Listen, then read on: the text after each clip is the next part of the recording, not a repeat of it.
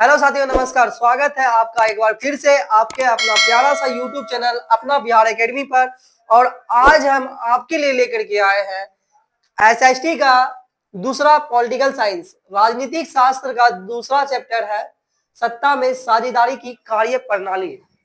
इससे पहले था सत्ता में साझेदारी, तो हम इससे पहले जो है राजनीतिक शास्त्र का पहला चैप्टर है सत्ता में साझेदारी, हम वो आपको पढ़ा चुके हैं। उससे वो चैप्टर जो है आपका उतना इम्पोर्टेंट नहीं था जितना कि यह इम्पोर्टेंट है। यह जो है चैप्टर आपके लिए बहुत इम्पोर्टेंट है। इस चैप्टर से आपके प्रश्न में जो है आपके एग्जाम में जो है कितने नंबर का आता है, तो देखिए यह जो चैप्टर है सत्ता में साझेदारी की कार्य प्रणाली, इस चैप्टर से आपके एग्जाम में 14 से 18 नंबर का प्रश्न सिर्फ और सिर्फ इस चैप्टर से पूछा जाता है। सिर्फ और सिर्फ इस चैप्टर से आपके एग्जाम में 14 से 18 नंबर का प्रश्न पूछा जाता है। कितना? 14 से 18 नंबर का प्रश्न पूछा जाता है। और यह चैप्टर आपके लिए बहुत बहुत बहुत एग्जाम के नजरिए से बहुत मायने रखता है। अगर आप इस चैप्टर को आप कर लेते हैं तो आप उम्मीद रखिए कि आपका 14 से 18 नंबर प्रश्न आपका नंबर रख दिया जाएगा अगर आप इतना कंप्लीट कर लेते हैं तो चलिए दोस्तों, बिना टाइम गवाते हुए अब हम स्टार्ट करते हैं। और ऑब्जेक्टिव आज जो है इस चैप्टर से हम 50 ऑब्जेक्टिव लेकर के आए। कितना? और इस ऑब्जेक्टिव के साथ साथ इस प्रश्न के साथ साथ हम आपको अलग से मतलब इससे जोड़ते हुए इस प्रश्न से जोड़ते हुए बहुत सारे प्रश्न आपको बताने का प्रयास करेंगे। और आपका इस चैप्टर से अगर आप ध्यान से पढ़ते हैं तो आपका इसमें 2 नंबर का प्रश्न भी निकल सकता है और आसानी से आप बना भी लीजिएगा। तो चलिए अब देखते हैं। पहले तो आप हेडिंग के बारे में समझ लीजिए कि सत्ता में साझेदारी की कार्य प्रणाली। तो लोकतंत्र में सत्ता की साझेदारी की कार्य प्रणाली क्या होता है? तो देखिए लोकतंत्र क्या होता है। लोकतंत्र जहां लोगों का शासन, जनता वोट डालती है और सरकार को चुनती है, उस वैसे स्थिति को ही क्या कहते हैं? लोकतंत्र कहते हैं। लोकतंत्र मतलब लोगों का शासन, वही लोकतंत्र कहलाता है। और सत्ता में साझेदारी क्या कहलाता है दोस्तों? देखिए सरकार में सभी धर्म, सभी जाति, सभी लिंग और सभी क्षेत्र के निवासी को सरकार में हिस्सा देना ही सत्ता की साझेदारी कहलाता है।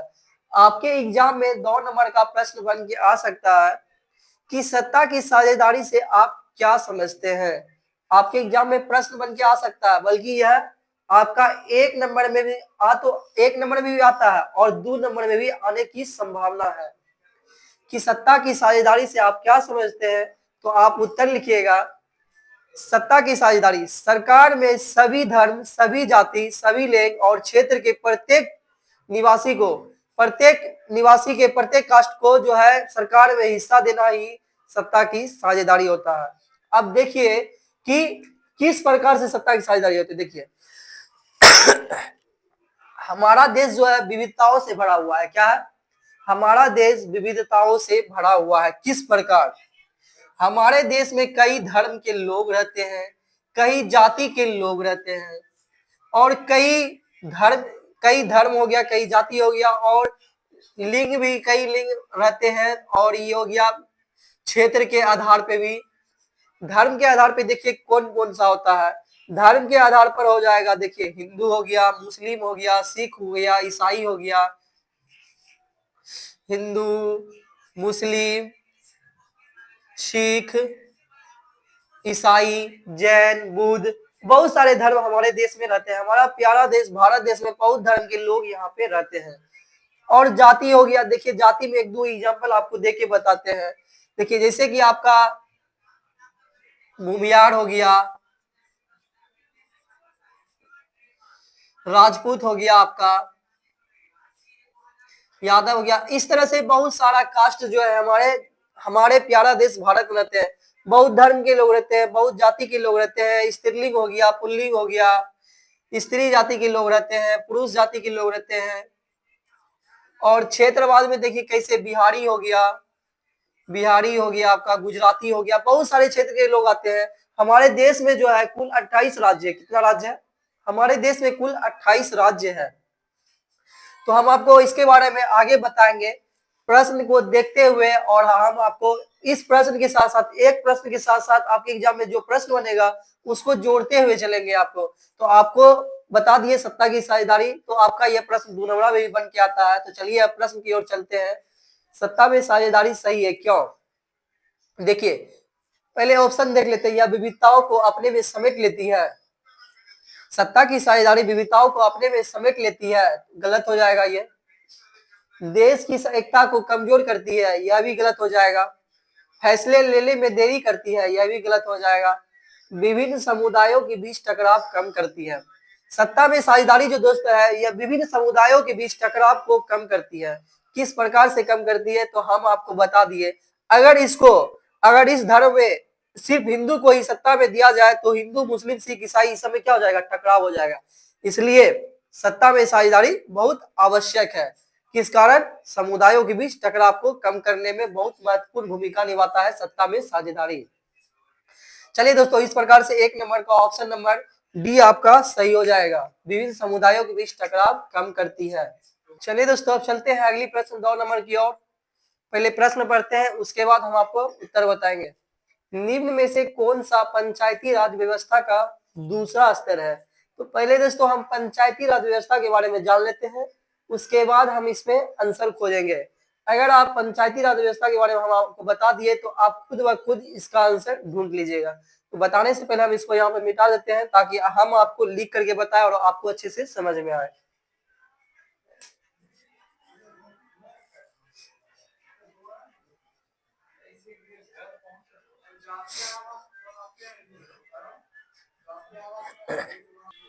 देखिए दोस्तों, पंचायती राज व्यवस्था जो है बलवंत राय मेहता के सुझाव पर 2 अक्टूबर 1959 ईस्वी को यह अधिनियम लाया गया था। पंचायती राज व्यवस्था का अधिनियम जो है 2 अक्टूबर 1959 ईस्वी को बलवंत राय मेहता के सुझाव पर अधिनियम लाया गया था।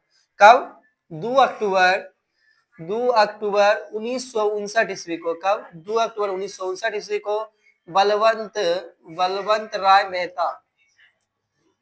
राय मेहता के सुझाव पर यह अधिनियम लाया गया था। कब लाया गया था?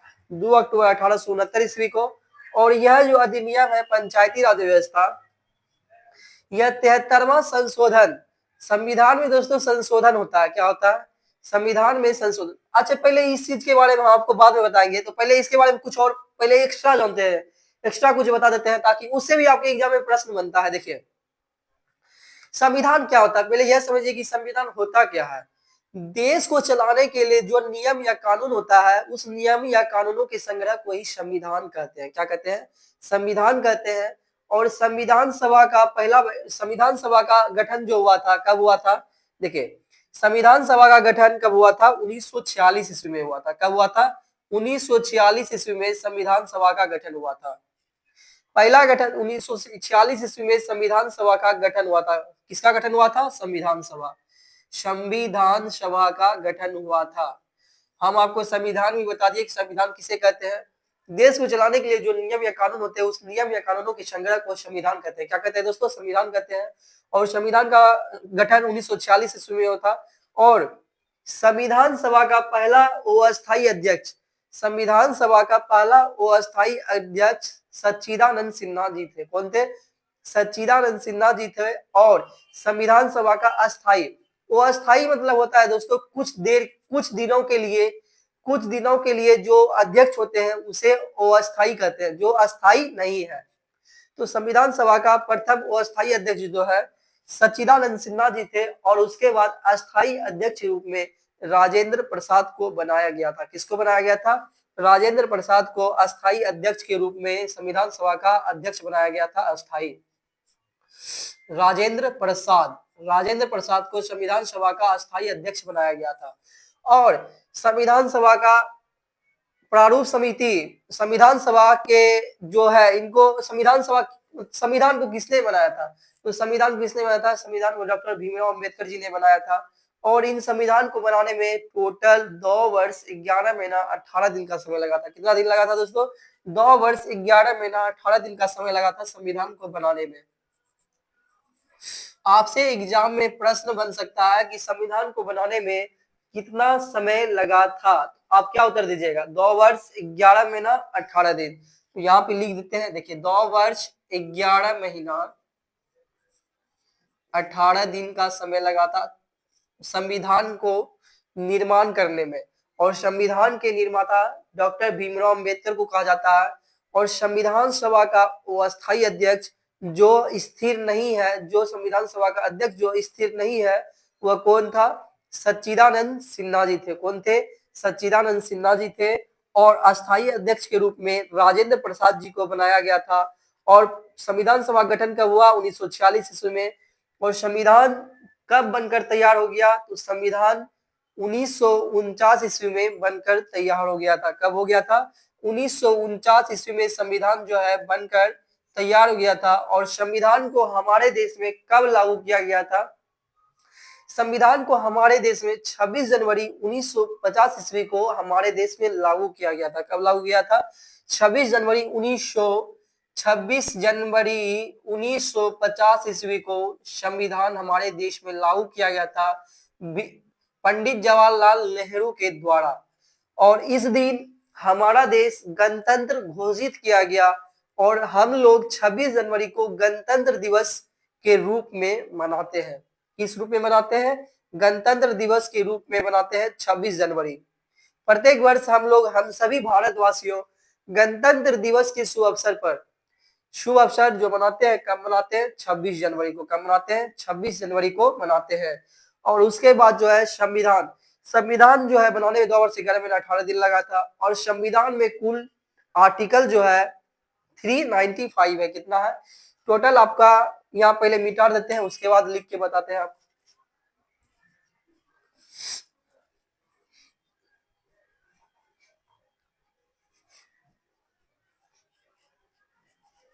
देखिए साथियों, संविधान में जो है टोटल 395 मतलब 395 आर्टिकल है। कितना आर्टिकल है? 395 आर्टिकल है हमारे संविधान में। और हमारे संविधान को जो है विश्व का सबसे बड़ा संविधान भी कहा जाता है। क्या कहा जाता है?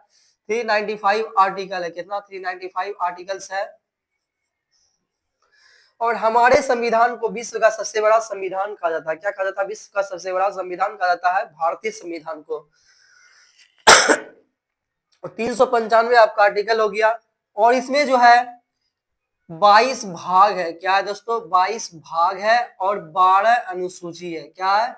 12 अनुसूची है। हम आपको अगले क्लास में भी यह सब बता चुके हैं और फिर से हम आपको बता रहे हैं, क्योंकि यह सब जो है आपके एग्जाम में पूछा जाता है।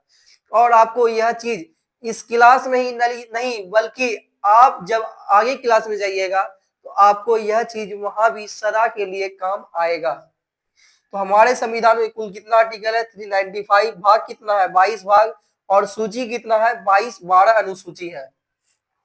तो पंचायती राज व्यवस्था बलवंत राय मेहता के द्वारा 2 अक्टूबर 1959 ईस्वी में अधिनियम लाया गया था। और यह पंचायती राज व्यवस्था जो है 73वां संशोधन 73वां संशोधन और 1991 ईस्वी में। कब?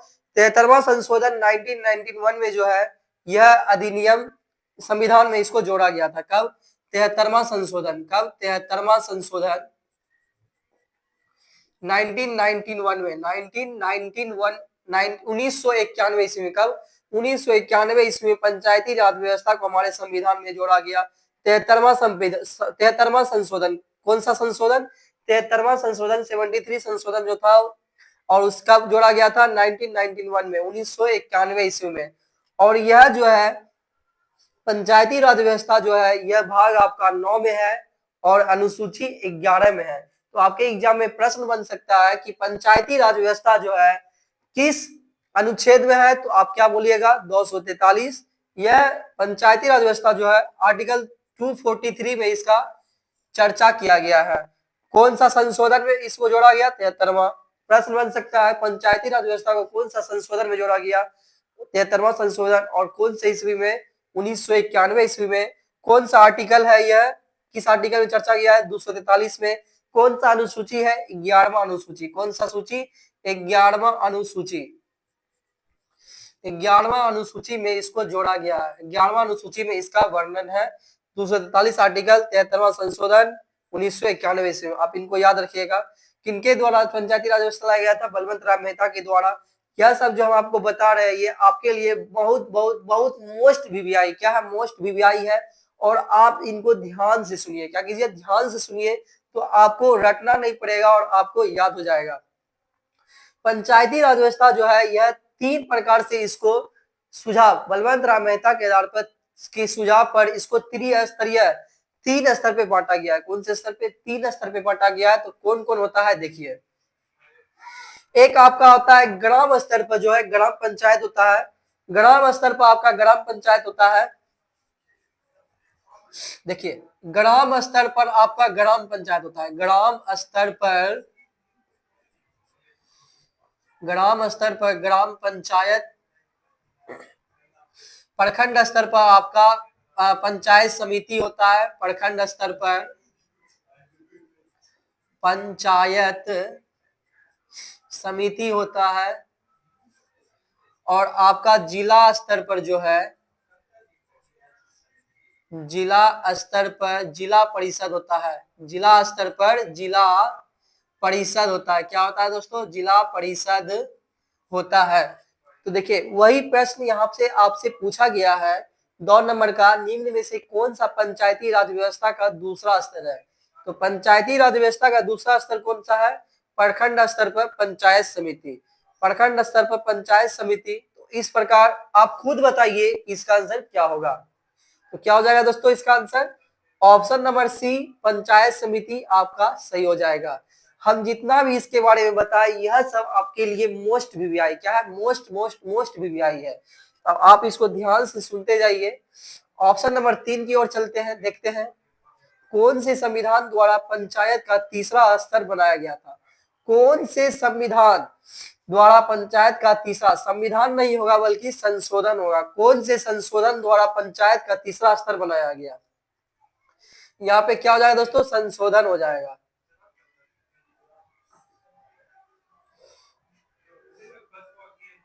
कौन सा संशोधन द्वारा पंचायत का तीसरा स्तर बनाया गया? तो हम आपको बता दिए हैं कि यह 73वां संशोधन। तो इस प्रकार से इसका आंसर क्या हो जाएगा?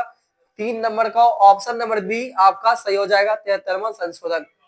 अब चलते हैं दोस्तों चौथे नंबर प्रश्न की ओर। भारतीय संविधान के अनुच्छेद 19 में देश के सभी नागरिकों को कौन सा मूल अधिकार दिया गया है? देखिए हमारे संविधान में जो है 395 आर्टिकल है और अनुच्छेद आर्टिकल 19 में जो है स्वतंत्रता का अधिकार हम लोगों को दिया गया है। कौन सा अधिकार? स्वतंत्रता का अधिकार दिया गया है कि आप किसी भी राज्य में जाइए, कहीं भी जाइए, आप स्वतंत्र से वहां जमीन खरीद कर रह सकते हैं, कहीं भी जाके घूम सकते हैं, कहीं भी जाके कमा सकते हैं। यह अनुच्छेद 19 आपको अधिकार देता है। तो इस प्रकार से इसका आंसर क्या हो जाएगा?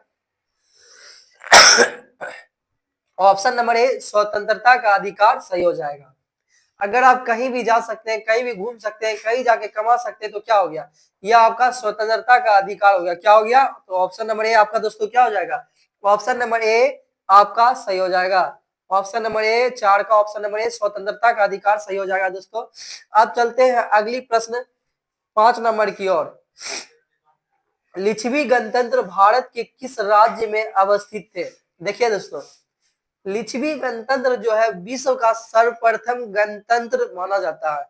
लिच्छवी गणतंत्र हमारे बिहार के वैशाली जिले में है। कहाँ है? वैशाली जिले में है। और वर्ल्ड का सर्वप्रथम गणतांत्रिक यही कहलाता है, लिच्छवी।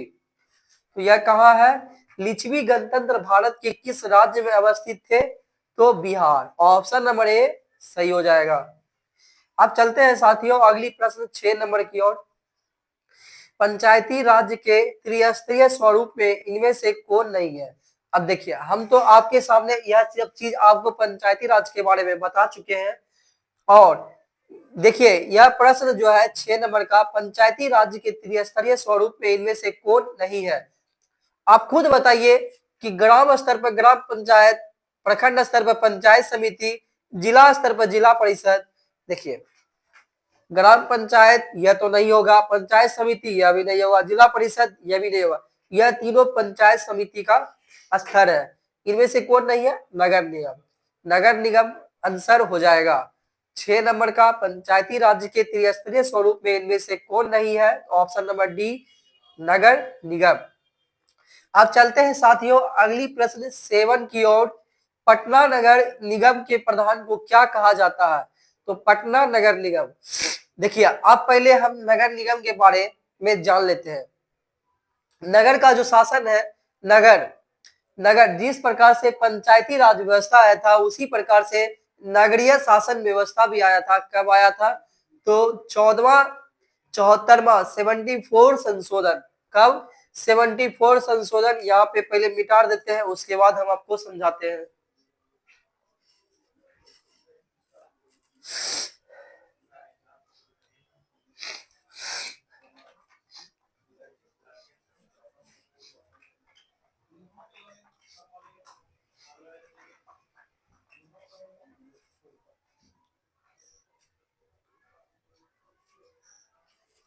देखिए दोस्तों, देखिए शास्त्रियों, यहाँ जो है नगर शासीय नगरीय शासन व्यवस्था जो है यह 74वां संशोधन 1992 में यह अधिनियम बना। कब? 74वां संशोधन। कौन सा संशोधन? 74वां संशोधन। संशोधन 1992 ईस्वी में यह अधिनियम बना। कब? 74वां संशोधन 1992 में यह संशोधन जोड़ा गया। नगरीय शासन व्यवस्था। कौन सा शासन व्यवस्था? नगरीय शासन व्यवस्था। नगरीय शासन व्यवस्था। नगरीय शासन व्यवस्था कब जोड़ा गया? 74वां संशोधन 1992 ईस्वी में। और यह जो है संशोधन नगरीय शासन व्यवस्था जो है यह संविधान के 12वीं अनुसूची में आता है। कौन सी अनुसूची में? संविधान की 12वीं अनुसूची में आता है। कौन सी सूची में दोस्तों साथियों? 12वीं अनुसूची। 12वीं अनुसूची में आता है। कौन सा? नगरीय शासन व्यवस्था 12वीं अनुसूची में आता है। तो आप इनको याद रखिएगा। जिस प्रकार से पंचायती राज व्यवस्था को त्रिस्तरीय शासन व्यवस्था में बांटा गया था उसी प्रकार से जो है नगरीय शासन व्यवस्था को भी 3 स्तरीय शासन व्यवस्था में बांटा गया है। कितने? 3 स्तरीय। तो देखिए कौन कौन सा होता है। पहला हो जाएगा आपका नगर पंचायत। क्या हो जाएगा साथियों? नगर पंचायत। दूसरा हो जाएगा आपका नगर परिषद। नगर परिषद। और चौथा हो जाएगा आपका नगर निगम। क्या हो जाएगा साथियों? नगर निगम। नगर निगम इस प्रकार नगरीय शासन व्यवस्था को 3 स्तरीय में बांटा गया है। नगर पंचायत, नगर परिषद, नगर निगम। और यह 12वां अनुसूची में इसका चर्चा किया गया है। और कब जोड़ा गया था? 74वां संशोधन 1992 ईस्वी में।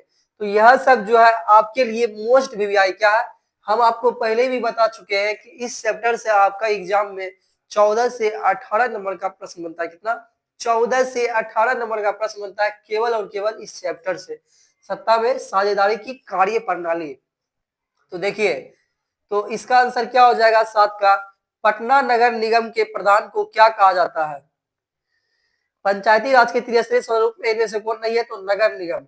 नगर निगम के बारे में आपको बता दिए। तो आप चलते हैं 7 नंबर प्रश्न की ओर। इससे आपका बहुत सारा ऑब्जेक्टिव प्रश्न बन के आ सकता है। अब देखते हैं 7 नंबर प्रश्न। पटना नगर निगम के प्रधान को क्या कहा जाता है? तो देखिए, नगर निगम के प्रधान को क्या कहा जाता है? मेयर कहा जाता है। क्या कहा जाता है साथियों? मेयर कहा जाता है। मेयर कहिए या महापौर कहिए। क्या कहिए? मेयर कहिए या महापौर कहिए, दोनों एक ही होता है। तो आप कंफ्यूज नहीं होइएगा कि महापौर और मेयर क्या होता है। तो क्या कहा जाता है? पटना नगर निगम के प्रधान को क्या कहा जाता है? महापौर कहा जाता है। क्या कहा जाता है साथियों? ऑप्शन नंबर ए सही हो जाएगा। देखिए, भारत में जो है सर्वप्रथम नगर का दर्जा किसे दिया गया था और किसे माना जाता है भारत का सर्वप्रथम नगर निगम? तो भारत का सर्वप्रथम नगर निगम जो है 1688 ईस्वी में घोषित किया गया था मद्रास को। किसको? मद्रास को, जिसको कि वर्तमान में हम चेन्नई के नाम से जानते हैं। किस नाम से? चेन्नई के नाम से जानते हैं। और यह जो है आपके हमारा प्यारा देश के भारत दक्षिण भारत में तमिलनाडु राज्य की राजधानी है। क्या है साथियों? तमिलनाडु राज्य की राजधानी है चेन्नई, और इनको पहले मद्रास के नाम से जानते थे, और यह जो है 1688 ईस्वी में महानगर नगर की दर्जा दिया गया था सर्वप्रथम।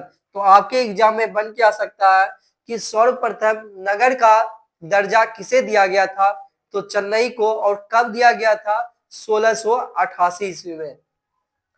और हमारे बिहार राज्य के पटना को 1952 ईस्वी में नगर का दर्जा दिया गया था। कब?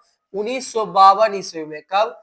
1952 ईस्वी में पटना को नगर का दर्जा दिया गया था। तो आप यह याद रखिएगा, यह सब चीज आपके एग्जाम में यही सब प्रश्न तो आते ही रहता है, यही सब प्रश्न जो है आते रहता है और आपके लिए बहुत इंपॉर्टेंट है। तो इस प्रकार पटना नगर निगम के प्रधान को क्या कहा जाता है? महापौर कहा जाता है, या आपके इस प्रश्न ऑप्शन की जगह पे मेयर भी आ सकता है। तो आप कंफ्यूज नहीं होइएगा, महापौर और मेयर एक ही को कहा जाता है। अब चलते हैं अगली प्रश्न 8 नंबर की ओर। संघ राज्य की विशेषता नहीं है। देखिए, हमारे सत्ता में साझेदारी जो है, सत्ता में साझेदारी को दो स्तर से बांटा गया है। एक होता है क्षैतिज वितरण, एक होता है ऊर्ध्वाधर वितरण। क्षैतिज वितरण में जो है एकहरी मतलब एक स्तर में बांटा जाता है। जैसे देखिए क्या हो जाएगा, क्षैतिज वितरण के आधार पर हो जाएगा आपका विधायिका हो जाएगा, कार्यपालिका हो जाएगा और न्यायपालिका हो जाएगा। देखिए यहाँ पे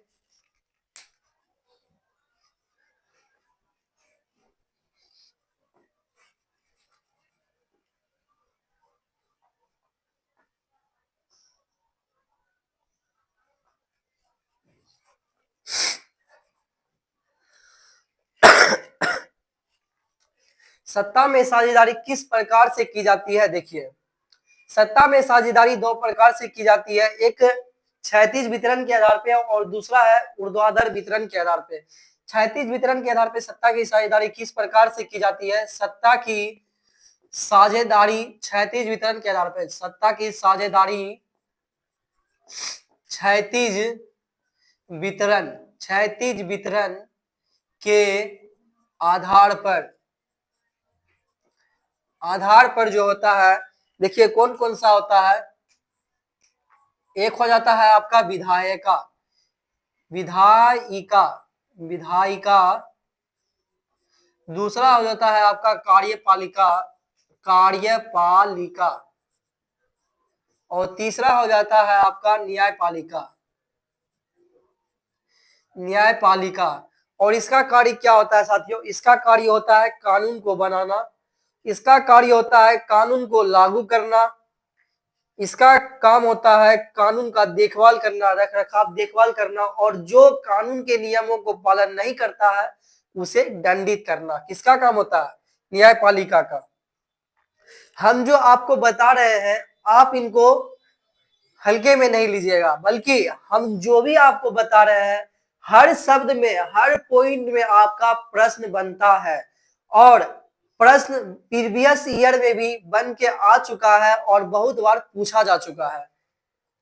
आपसे पूछा जा सकता है कि सत्ता में साझेदारी की क्षैतिज वितरण का पहला भाग क्या है? विधायिका है, और दूसरा भाग कार्यपालिका है, तीसरा भाग न्यायपालिका है। यह हो गया आपका क्षैतिज वितरण के आधार पे। और ऊर्ध्वाधर वितरण, क्षैतिज वितरण क्या होता है? क्षैतिज को हम हॉरिजॉन्टल कहते हैं इंग्लिश में, हॉरिजॉन्टल कहते हैं इंग्लिश में। देखिए क्षैतिज मतलब होता है, देखिए नीचे नीचे, इसको क्या कहा जाता है? इसको क्षैतिज कहा जाता है और इंग्लिश में हॉरिजॉन्टल कहा जाता है। और ऊर्ध्वाधर मतलब होता है सीधा, ऊर्ध्वाधर मतलब होता है सीधा, और इसको इंग्लिश में वर्टिकल कहा जाता है। क्या कहता है? वर्टिकल कहा जाता है। और इसका ऊर्ध्वाधर का किस प्रकार से सरकार में सत्ता की साझेदारी होता है? देखिए, पहला आपका होता है केंद्र सरकार। क्या होता है? केंद्र सरकार, केंद्र। दूसरा होता है राज्य, और तीसरा होता है आपका स्थानीय सरकार, स्थानीय सरकार। केंद्र सरकार में आता है भारत के केंद्र, भारत में जो ऊपर पोस्ट पे बैठे हुए सरकार उसको केंद्र बोलते हैं, और राज्य में जो सरकार होते हैं राज्य सरकार बोलते हैं। और हमारे गांव में जो होते हैं मुखिया, सरपंच, चेयरमैन, ये सब स्थानीय शासन में आते हैं, स्थानीय प्रशासन में आते हैं। इस प्रकार से ऊर्ध्वाधर वितरण शासन का इस प्रकार से किया जाता है। और 36 के आधार पे इस प्रकार से किया जाता है। और सत्ता में साझेदारी जो है 3 सूची, आखिर किस काम को केंद्र सरकार करेगी और किस काम को राज्य सरकार करेगी, आखिर किस प्रकार, तो इस कार्य प्रणाली को जो है कार्य को 3 सूची में बांटा गया है। देखिए किस प्रकार। पहला सूची आपका होता है संघ सूची। क्या होता है साथियों? पहला होता है आपका संघ सूची, दूसरा होता है, देखिए पहला क्या होता है, पहला होता है संघ सूची, दूसरा होता है राज्य सूची और तीसरा होता है आपका समवर्ती सूची। संघ सूची, राज्य सूची और समवर्ती सूची। संघ सूची में क्या आता है, देखिए आपका संचार व्यवस्था हो गया, बैंकिंग हो गया, मुद्रा हो गया, रक्षा प्रणाली हो गया, यह सब किसमें आता है, तो यह सब संघ सरकार के अंदर आता है। यह जो भी काम करेंगे संचार से रिलेटेड, केंद्र बैंक से रिलेटेड, मुद्रा से रिलेटेड और देश की रक्षा से रिलेटेड जो भी काम होगा यह केंद्र सरकार देखेगी। क्या देखेगी? केंद्र सरकार देखेगी।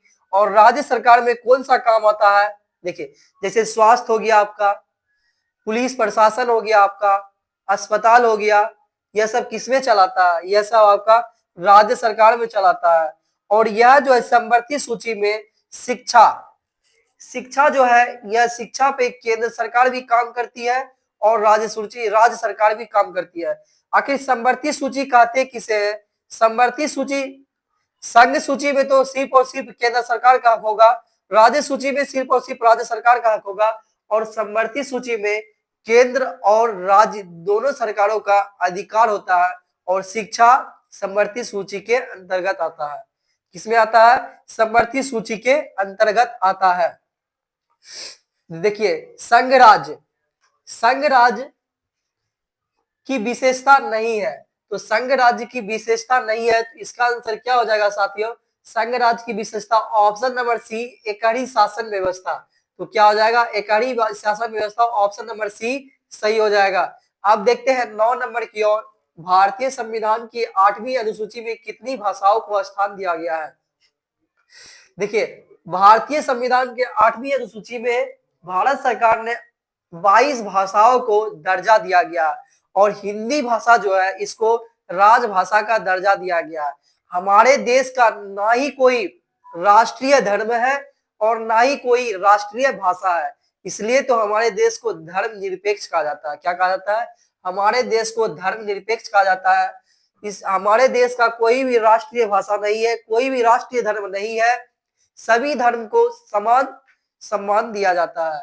और 8वीं अनुसूची में 22 भाषाओं को दर्जा दिया गया है।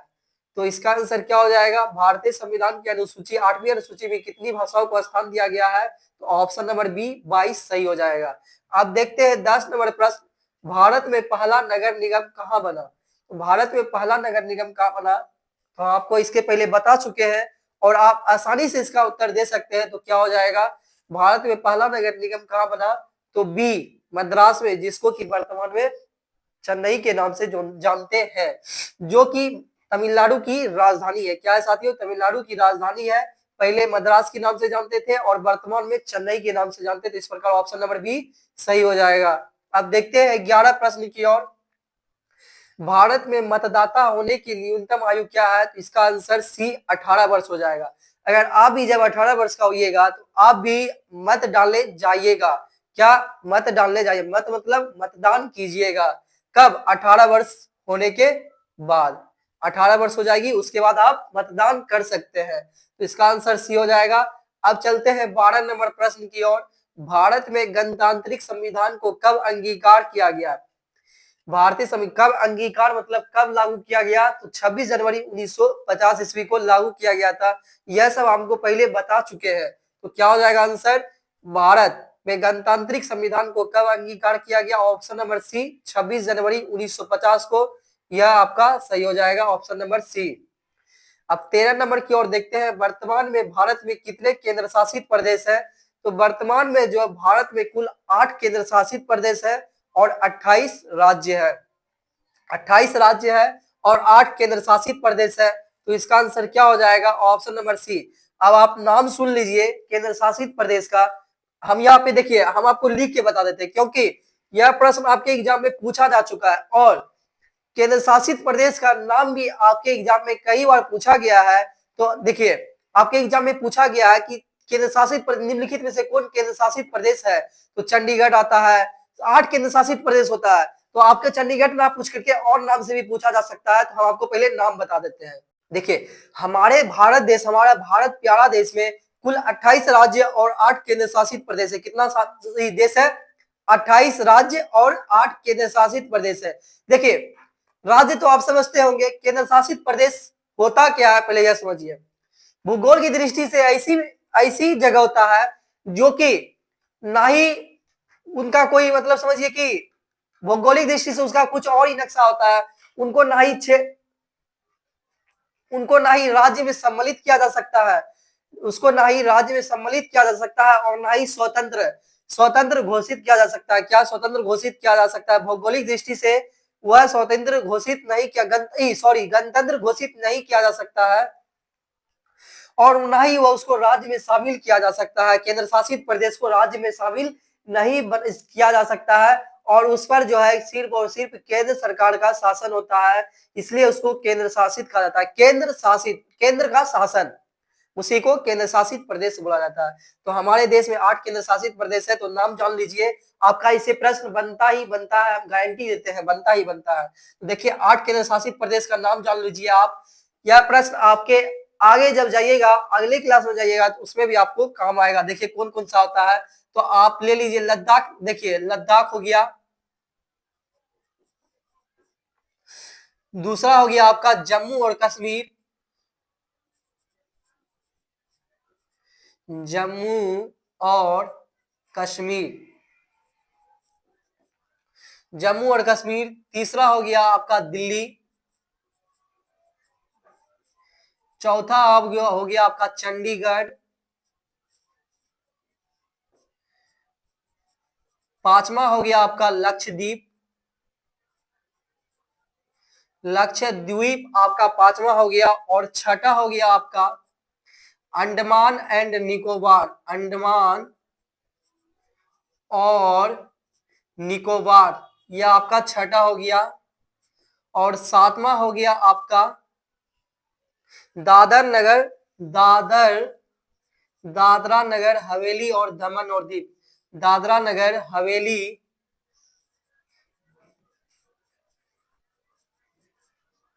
और दमन और दीप, दमन और, चलिए दोस्तों देखते हैं। पहला हो गया आपका लद्दाख, दूसरा हो गया आपका जम्मू कश्मीर, तीसरा हो गया दिल्ली, चौथा हो गया चंडीगढ़, पांचवा हो गया लक्षद्वीप, छठा हो गया आपका अंडमान और निकोबार, सातवां हो गया दादरा नगर हवेली और दमन और द्वीप और आठवां है आपका पुडुचेरी। क्या है दोस्तों? पुडुचेरी या आपका आठवां। हमारे देश में कुल 8 केंद्र शासित प्रदेश है, तो आपको हमने बता दिया, 8 केंद्र शासित प्रदेश का नाम बता दिया। तो आपके प्रश्न में बन के आ सकता है और बन के पूछा भी गया है। प्रीवियस ईयर में प्रश्न इससे पूछा गया है आपसे कि चंडीगढ़ केंद्र शासित निम्नलिखित में से कौन केंद्र शासित प्रदेश है? उसमें पूछा गया था, ऑप्शन दिया गया था चंडीगढ़, तो उसमें जो ऑप्शन दिया गया था उस प्रकार से चंडीगढ़ उसका आंसर हो जाएगा। तो आपको वह प्रश्न ना पूछ करके, आपको चंडीगढ़ ना दे करके, आपको एग्जाम में लक्षद्वीप भी हो सकता है दे, हो सकता है दिल्ली दे, हो सकता है लद्दाख दे। तो आपको इसके बारे में बता दिए। अगर आपसे कुछ भी पूछा जाता है तो आप आसानी से प्रश्न का उत्तर दे पाइएगा। तो इसका आप राजधानी भी जान लीजिए। लद्दाख का लेह होता है, जम्मू कश्मीर का श्रीनगर होता है, दिल्ली का राजधानी नई दिल्ली होता है, चंडीगढ़ का चंडीगढ़ ही होता है और लक्षद्वीप का कवरत्ती होता है, अंडमान और निकोबार का दमन होता है। अंडमान और निकोबार का क्या होता है साथियों? अंडमान और निकोबार का क्या होता है? श्री विजयपुरम होता है। क्या होता है?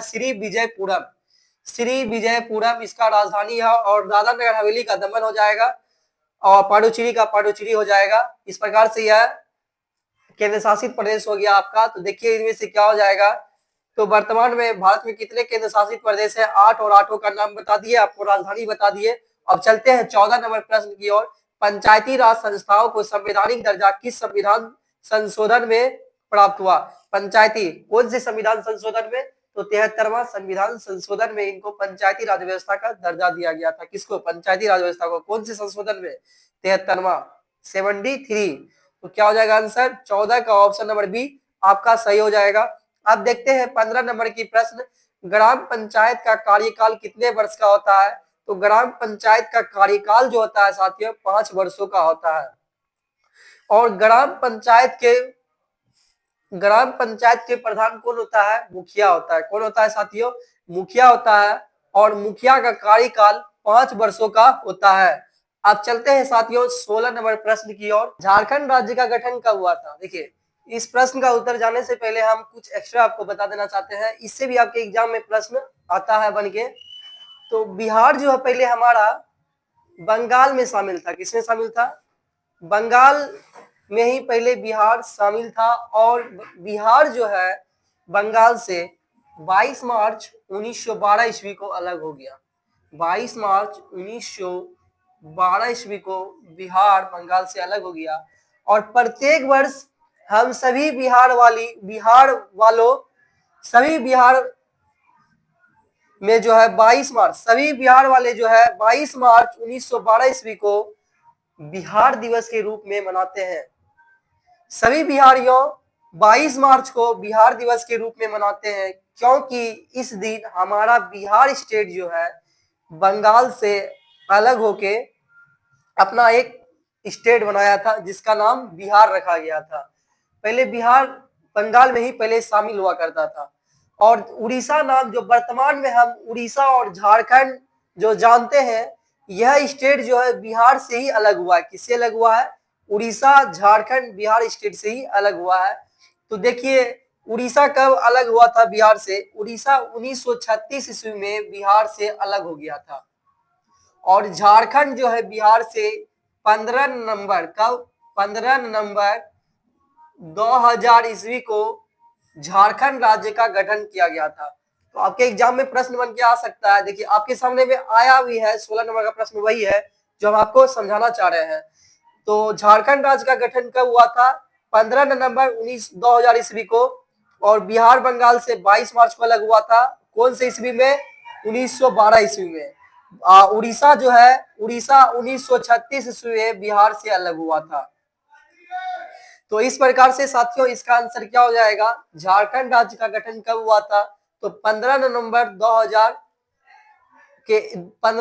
2000 ईस्वी को। तो ऑप्शन नंबर सी आपका सही हो जाएगा। अब चलते हैं साथियों अगली प्रश्न 17 नंबर की ओर। ग्राम कचहरी का प्रधान कौन होता है? ग्राम कचहरी का प्रधान कौन होता है? इस प्रश्न का उत्तर जानने से पहले ग्राम कचहरी के बारे में जान लीजिए, ताकि आपके एग्जाम में जो है ऑब्जेक्टिव के साथ साथ इससे आपका कई सब्जेक्टिव प्रश्न भी आपके एग्जाम में बन के आता है। और प्रीवियस ईयर में इस चैप्टर से भर के एग्जाम में जो है भर के प्रश्न पूछा जाता है। और हम आपको पहले भी बता चुके हैं कि यह जो चैप्टर है सत्ता में साझेदारी की कार्य प्रणाली, आपके एग्जाम में 14 से 18 नंबर का प्रश्न सिर्फ और सिर्फ इसी चैप्टर से बनता है, जिसका नाम है सत्ता में साझेदारी की कार्य प्रणाली। तो पहले आप समझते हैं 17 नंबर का प्रश्न ग्राम कचहरी। हम आपको पहले भी बता चुके हैं कि बलवंत राय मेहता जो है पंचायत राज व्यवस्था का एक अवधि लाए हुए थे। अनुरोध पर 2 अक्टूबर 1959 ईस्वी को इनके सुझाव पर अधिनियम लाया गया था, पंचायत राज व्यवस्था का अधिनियम।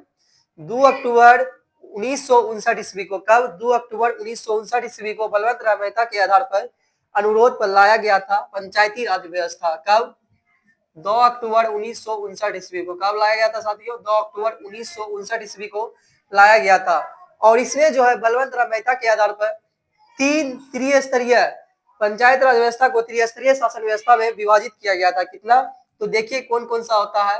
पंचायती राज व्यवस्था को त्रिस्तरीय शासन व्यवस्था में विभाजित किया गया। तो देखिए पहला क्या होता है? ग्राम स्तर पर ग्राम पंचायत होता है। क्या होता है साथियों? ग्राम स्तर पर ग्राम पंचायत होता है। ग्राम पंचायत। और 2 नंबर का हो गया प्रखंड स्तर पर आपका, प्रखंड स्तर पर पंचायत समिति होता है। क्या होता है साथियों? पंचायत समिति। और तीसरा हो गया आपका जिला, जिला स्तर पर जिला परिषद होता है। क्या होता है? जिला स्तर पर जिला परिषद होता है, जिला परिषद होता है। बलवंत राय मेहता के द्वारा 2 अक्टूबर 1959 ईस्वी को इनके सुझाव पर पंचायती राज व्यवस्था को लाया गया था। उस पंचायती राज व्यवस्था को 3 भागों में बांटा गया था। सुझाव पर त्रिस्तरीय शासन व्यवस्था। पहला हो गया आपका ग्राम स्तर पर ग्राम पंचायत, प्रखंड स्तर पर पंचायत समिति, जिला स्तर पर जिला परिषद और पंचायत। ग्राम पंचायत जो है, ग्राम पंचायत के 4 अंग होते हैं। कितने अंग होते हैं साथियों? ग्राम पंचायत के 4 अंग होते हैं। कितने अंग होते हैं? तो देखिए, ग्राम पंचायत के 4 अंग होते हैं। और कौन कौन होते हैं तो हम आपको लिख के बताते हैं, ताकि हम जो भी लिखे और आपके दिमाग में यह चीज छप जाए और दोबारा आपको पढ़ना ना पड़े। देखिए, ग्राम पंचायत के 4 अंग होते हैं। कौन कितने कौन कौन कौन सा? देखिए, पंचायत। पहला हो गया आपका मुखिया हो गया, दूसरा हो गया आपका ग्राम सभा। ग्राम सभा यह पंचायत समिति का दूसरा अंग है। तीसरा हो गया ग्राम रक्षा दल, यह पंचायत समिति का तीसरा अंग है, ग्राम रक्षा दल। और चौथा हो गया आपका ग्राम कचहरी। ग्राम कचहरी यह पंचायत समिति का चौथा अंग है, कचहरी, ग्राम कचहरी यह पंचायत समिति का चौथा अंग है। देखिए, अगर आपसे प्रश्न में पूछा जाता है कि सब्जेक्टिव प्रश्न भी आपके एग्जाम में इससे भर भर के पूछा जाता है। देखिए, ग्राम पंचायत, तो ग्राम सब्जेक्टिव प्रश्न 2 नंबर के प्रश्न आपके एग्जाम में बन के आ सकता है साथियों, कि ग्राम पंचायत के कितने अंग होते हैं उसका व्याख्या कीजिए और इसके प्रधान, इसका व्याख्या कीजिए। ग्राम पंचायत के कितने अंग होते हैं, इनका व्याख्या कीजिए। तो आप क्या आंसर दीजिएगा कि ग्राम पंचायत के 4 अंग होते हैं, मुखिया, ग्राम सभा, ग्राम रक्षा दल, ग्राम कचहरी। ग्राम पंचायत के प्रधान को मुखिया कहा जाता है। क्या कहा जाता है सत्या? देखिए साथियों, ग्राम पंचायत के प्रधान को क्या कहा जाता है? मुखिया कहा जाता है। और ग्राम सभा, मुखिया के बारे में समझ गए। ग्राम सभा का काम क्या होता है? इसका काम, इसमें जो है सरकार नियुक्ति करते हैं, इसमें सरकार नियुक्ति करते हैं। और यह व्यवस्थापिका, मतलब गांव में व्यवस्था का काम करते हैं। क्या करते हैं? गांव में व्यवस्था का कार्य करना किसका कार्य रहता है? ग्राम सभा का कार्य रहता है, इसी का कार्य रहता है। अब चलते हैं अगला, ग्राम रक्षा दल। पहले इसके बारे में जान लेते हैं, उसके बाद हम आपको ले चलेंगे प्रश्न की ओर, क्योंकि हम जितना भी चीज आपको बता रहे हैं यह सब आपके लिए मोस्ट वीवीआई है। क्या है? मोस्ट वीवीआई है। तो ग्राम रक्षा दल क्या होता है साथियों? ग्राम रक्षा दल एक पुलिस संस्था है। क्या है? एक पुलिस संस्था है, जिसका कार्य होता है गांव में शांति बहाल करना, शांति बनाए रखना। किसका काम होता है? ग्राम रक्षा दल का होता है। किसका होता है? ग्राम रक्षा दल का होता है। और चौथा है आपका ग्राम कचहरी। क्या है? ग्राम कचहरी। और इसके प्रधान को क्या कहा जाता है? इसके प्रधान को सरपंच कहा जाता है। क्या कहा जाता है साथियों? सरपंच, सरपंच कहा जाता है ग्राम कचहरी के प्रधान को। इसका काम क्या होता है? कि दंगा फसाद का न्याय करना। क्या होता है? जो गांव में, इसका काम ही होता है न्याय करना। गांव में जो भी होगा, अगर कोई भी घटना होता है तो वह सुनवाई करेगा, ग्राम कचहरी ही सुनवाई करेगा। तो इस प्रकार से देखिए, अब चलते हैं प्रश्न की ओर, देखते हैं कि ग्राम 17 नंबर का प्रश्न है, ग्राम कचहरी, ग्राम कचहरी, ग्राम कचहरी का प्रधान कौन होता है? तो देखिए, ग्राम कचहरी का प्रधान कौन होता है? तो ग्राम कचहरी का प्रधान कौन होगा साथियों? सरपंच हो जाएगा। क्या हो जाएगा? सरपंच हो जाएगा। तो 17 नंबर का ऑप्शन नंबर डी आपका सही हो जाएगा। आप देखते हैं अगली प्रश्न 18 नंबर की ओर, निम्नलिखित में से कौन केंद्र शासित प्रदेश है? देखिए, निम्नलिखित में से कौन केंद्र शासित प्रदेश है? इससे पहले भी हम आपको केंद्र शासित प्रदेश के बारे में बता चुके हैं, तो एक बार फिर से हम आपको बता देते हैं, रिपीट कर देते हैं, क्योंकि इससे आपका प्रत्येक वर्ष इससे प्रश्न बनता ही बनता है। तो सुनिए, केंद्र शासित प्रदेश, हमारे भारत देश में कुल 8 केंद्र शासित प्रदेश है। कितना? 8 केंद्र शासित प्रदेश है। तो 8 केंद्र शासित प्रदेश में आपको नाम बता देते हैं, ताकि आपको प्रश्न का उत्तर समझने में दिक्कत ना हो। 8 तो होता है और कौन कौन सा होता है तो सुनिए। पहला हो गया आपका लद्दाख, जिसकी राजधानी लेह होता है। क्या होता है? पहला हो गया आपका लद्दाख, जिसकी राजधानी लेह होता है। दूसरा हो गया आपका जम्मू कश्मीर, जिसकी राजधानी श्रीनगर होता है। तीसरा हो गया आपका दिल्ली, जिसकी राजधानी नई दिल्ली है। चौथा हो गया आपका चंडीगढ़, जिसकी राजधानी चंडीगढ़ ही होता है। पांचवा हो गया आपका लक्षद्वीप, जिसकी राजधानी कवरत्ती होती है। छठा हो गया आपका दादरा नगर हवेली, जिसकी राजधानी दादरा नगर हवेली और दमन और द्वीप, जिसकी राजधानी दमन होता है।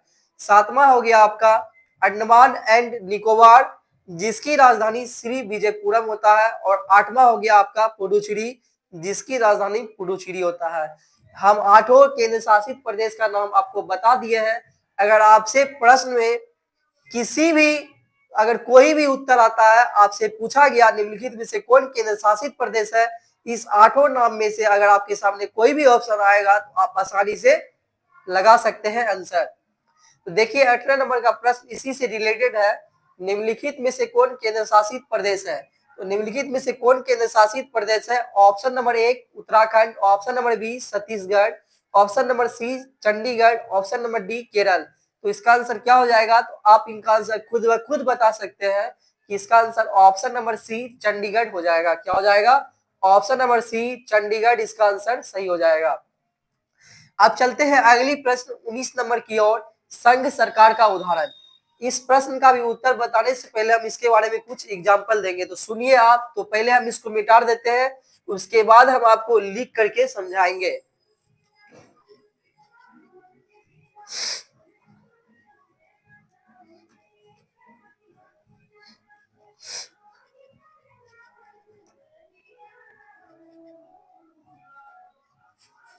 देखिए दोस्तों, जैसे यहाँ पे लिखा हुआ है संघ सरकार का उदाहरण, तो इस प्रश्न का उत्तर जानने से पहले कुछ जान लीजिए जो कि आपके एग्जाम में पूछा जाता है।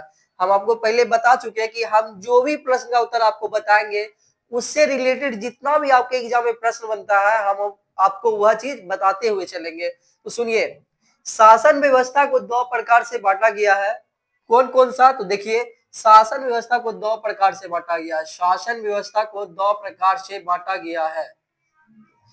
पहला हो गया आपका एकात्मक शासन व्यवस्था। एकात्मक शासन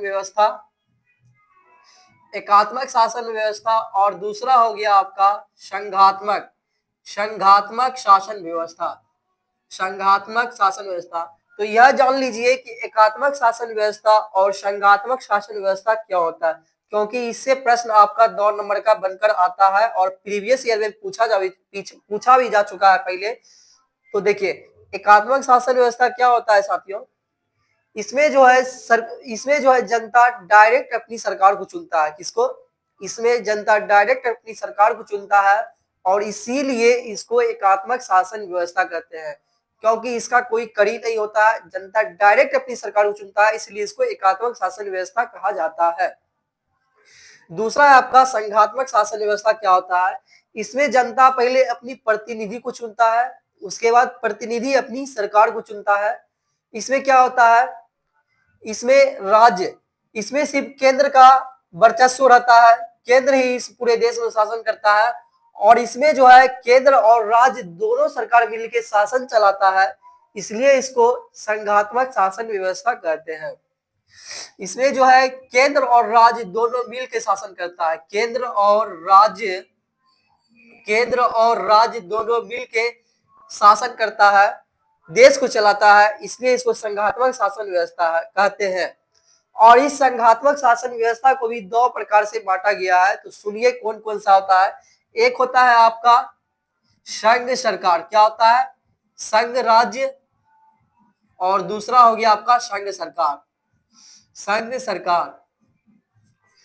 एक हो गया आपका संघराज्य। अब समझिए संघराज्य क्या होता है। इसमें जो है छोटे छोटे टुकड़े को आपस में जोड़ के देश में शासन करना ही क्या कहलाता है? संघ राज्य कहलाता है। और इस संघ राज्य का उदाहरण अमेरिका है। क्या है? अमेरिका है। एक संघ राज्य का उदाहरण देते हुए हम आपको बताना चाहते हैं कि संघ राज्य का उदाहरण अगर आपसे पूछा जाए तो अमेरिका इसकी गिनती में आता है।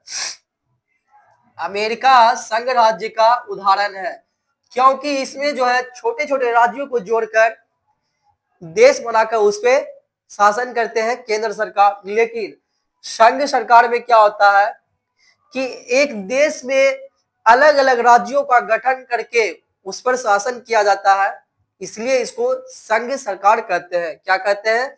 संघ सरकार कहते हैं। और हमारा देश संघ सरकार की गिनती में आता है क्योंकि हमारे देश में 28 राज्य है, 8 केंद्र शासित प्रदेश है और अलग अलग टुकड़ों में विभाजित करके हमारे देश को एक में रख करके शासन किया जाता है। लेकिन अमेरिका में क्या होता है, अलग अलग टुकड़े को एक में ही करके, इसका कोई टुकड़ा नहीं माना जाता है और उस पर केंद्र सरकार शासन करते हैं। तो देखिए इसका उदाहरण क्या हो जाएगा। संघ सरकार का उदाहरण कौन है? भारत। कौन है साथियों? भारत। और संघ राज्य का उदाहरण क्या है? अमेरिका। तो संघ सरकार का उदाहरण है, तो संघ सरकार का इसका उदाहरण क्या हो जाएगा? ऑप्शन नंबर ए आपका सही हो जाएगा, अमेरिका। अमेरिका आपका सही हो जाएगा।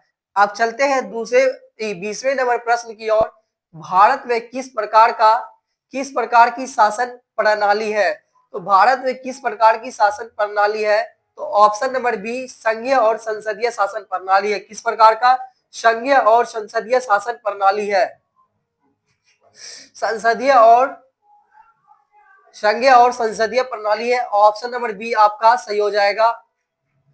20 का ऑप्शन नंबर बी सही हो जाएगा। संघीय तो हम आपको बता ही दिए। और संसदीय क्या होता है? संसदीय को लोकसभा में जो है, लोकसभा की संसदीय व्यवस्था को दो प्रकार से बांटा गया है। एक लोकसभा होता है, दूसरा राज्यसभा होता है। क्या होता है साथियों?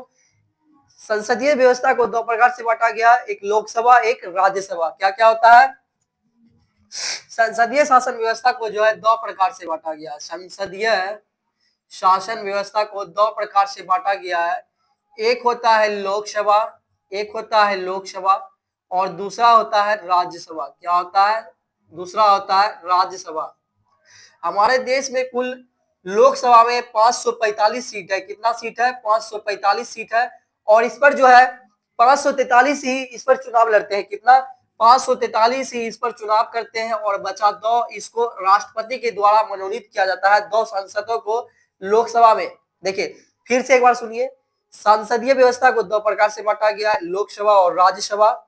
लोकसभा में कुल 545 सीट है, 545 सीट है और 545 में हमारे देश में कुल 543 प्रतिनिधि ही चुनाव लड़ते हैं। 543 ही चुनाव लड़ते हैं और बचा 2 को जो है राष्ट्रपति द्वारा मनोनीत किया जाता है। किसके द्वारा? राष्ट्रपति के द्वारा मनोनीत किया जाता है। और राज्यसभा में कुल जो है 245 सीट है। कितना? 200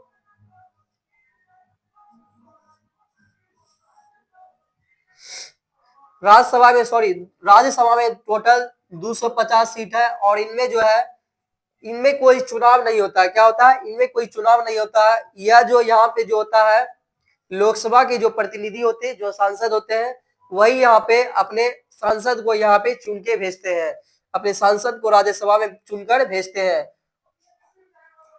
इस बार जो है 238 को ही भेजते हैं और 12 को मनोनीत किया जाता है। 12 को मनोनीत किया जाता है।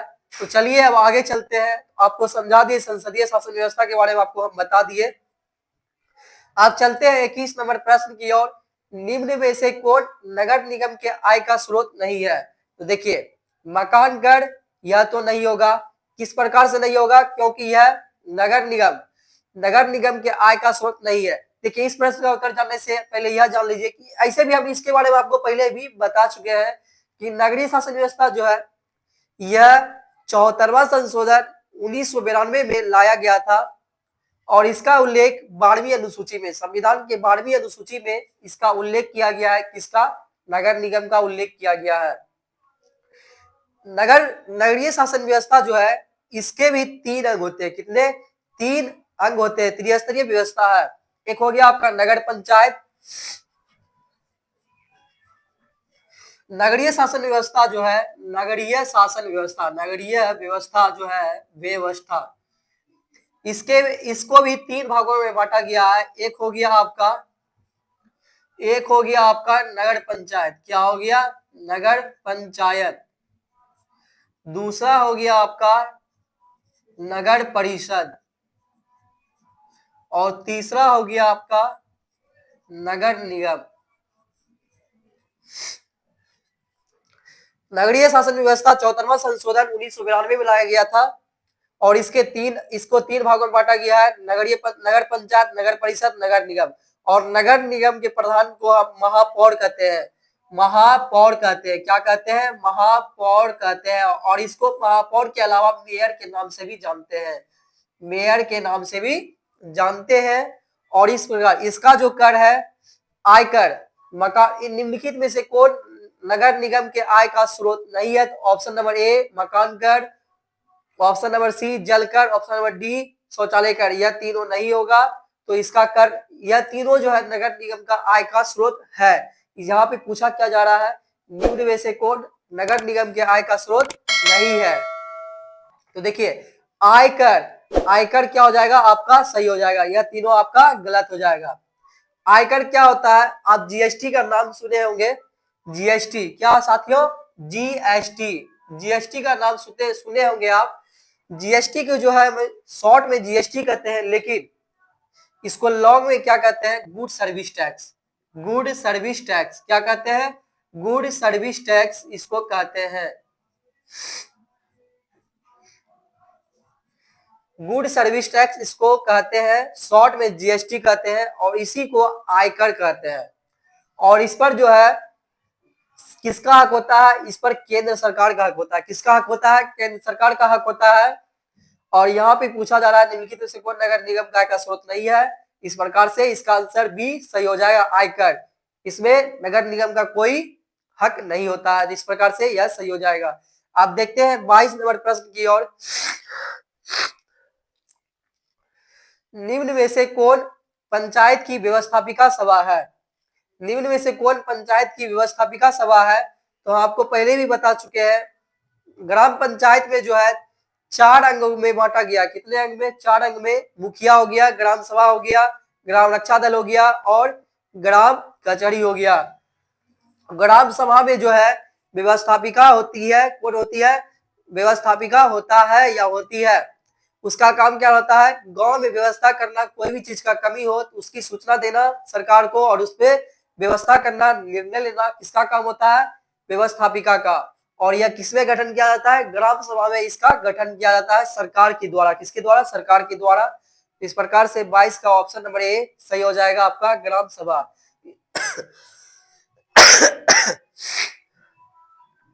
इस प्रकार से आपका आंसर क्या हो जाएगा? 22 का निम्न में से कौन पंचायत की व्यवस्थापिका सभा है? तो ऑप्शन नंबर ए ग्राम सभा आपका सही हो जाएगा।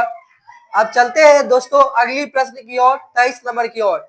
स्थानीय स्वशासन राज्य के नीति निर्देशक सिद्धांतों के किस अनुच्छेद में आते हैं? तो आपको पहले भी बता चुके हैं, संविधान में 395 आर्टिकल है। कितना आर्टिकल है? 395, 395। कितना? 395। और यह जो है स्थानीय स्वशासन राज्य के नीति निर्देशक सिद्धांतों के किस अनुच्छेद में आते हैं? तो यह अनुच्छेद 40 में आता है। कितना में? अनुच्छेद 40 में आता है। तो ऑप्शन नंबर बी सही हो जाएगा। ऑप्शन नंबर बी आपका सही हो जाएगा। अब चलते हैं 24 नंबर प्रश्न की ओर। बिहार में सर्वप्रथम नगर निगम की स्थापना कहाँ की गई थी? तो बिहार में सर्वप्रथम नगर निगम की स्थापना पटना में की गई थी। और कब की गई थी यह भी जान लीजिए, यह भी प्रश्न बन के आता है। तो 1952 ईस्वी में। कब की गई थी? 1952 ईस्वी में की गई थी। पटना नगर निगम की स्थापना 1952 ईस्वी में की गई थी। और सर्वप्रथम भारत में 1688 ईस्वी में मद्रास को नगर निगम का मान्यता प्राप्त हुआ था। 1688 ईस्वी में मद्रास, जिसको कि वर्तमान में हम चेन्नई के नाम से जानते हैं। मद्रास, जिसको कि हम वर्तमान में चेन्नई के नाम से जानते हैं। अगर ऑप्शन में आपके मद्रास ना पूछ के अगर आपसे चेन्नई भी पूछा जाए तो आप कंफ्यूज नहीं होइएगा, चेन्नई भी आपका सही हो जाएगा। अब मद्रास पुराने चेन्नई को हम पुराने नाम से मद्रास के नाम से जानते हैं। और इसको महानगर की स्थापना दर्जा कब मिला? 1688 में। और पटना में 952 ईस्वी में पटना नगर निगम की स्थापना की गई थी। तो 24 का बिहार में सर्वप्रथम नगर निगम की स्थापना कहाँ की गई थी? तो पटना में। ऑप्शन नंबर डी आपका सही हो जाएगा। अब चलते हैं अगली प्रश्न 25 नंबर की ओर। ग्राम कचहरी में मुकदमे सुलझाए जाते हैं। ग्राम कचहरी में जो मुकदमे सुलझाए जाते हैं, दीवानी मामले, फौजदारी मामले, ए एवं बी दोनों, नन। तो देखिए इसका आंसर क्या हो जाएगा? ऑप्शन नंबर सी आपका सही हो जाएगा। और किस प्रकार सही होगा यह भी जानिए। ग्राम कचहरी का काम क्या होता है? गांव में कोई दंगा फसाद होता है तो उनका सुनवाई करना ग्राम कचहरी का काम होता है, और इनका प्रधान सरपंच होता है। इसका प्रधान सरपंच होता है, और सरपंच का दायित्व होता है गांव में जो झगड़ा फसाद होता है उसको सुलझाना। किसका काम होता है? सरपंच का काम होता है। और इनमें जो है फौजदारी मामले और दीवानी मामले, आप इसको रटिए नहीं, आप इसको समझिए, क्योंकि यह चीज आपके जीवन के लिए महत्वपूर्ण है। क्या है? जीवन के लिए महत्वपूर्ण है। भले आप एग्जाम पास करने के लिए आप इसको रट लेंगे, लेकिन आप इसको समझिएगा तो आपके जीवन के लिए सही रहेगा।